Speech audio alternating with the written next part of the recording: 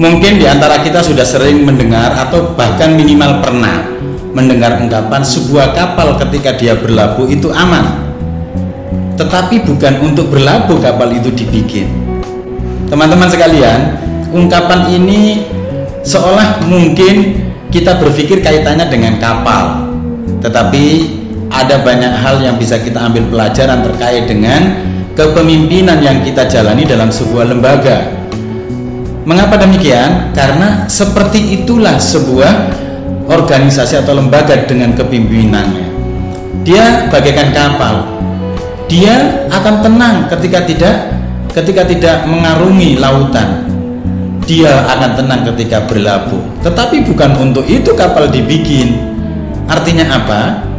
Artinya kapal itu dibikin untuk menghantarkan seseorang atau sebuah barang dari satu tempat ke tempat tujuan yang diinginkan. Organisasi atau lembaga yang kita pimpin juga demikian.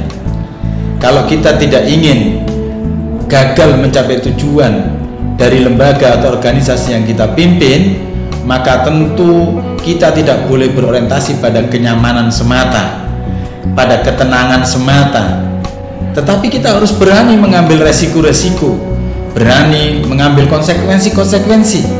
Kenapa? Karena seperti itulah kapal ketika ingin menghantarkan tumpangannya atau barang yang diangkutnya ke sebuah tujuan, dia harus berani beresiko mengarungi samudra.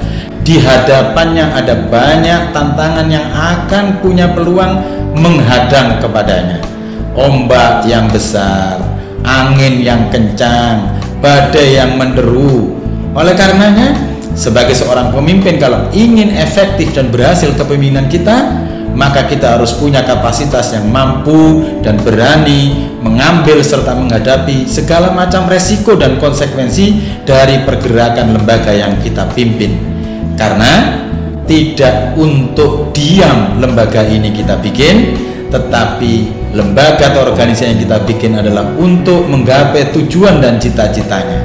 Maka untuk itu kita tetap harus bergerak, dan ketika bergerak menggerakkan organisasi, kita harus menghadapi banyak pilihan, dan di hadapan pilihan itu akan banyak tantangan rintangan. Tetap terus semangat maju menggerakkan lembaga dan organisasi. Semoga kita semuanya berhasil menjadi pemimpin-pemimpin yang efektif.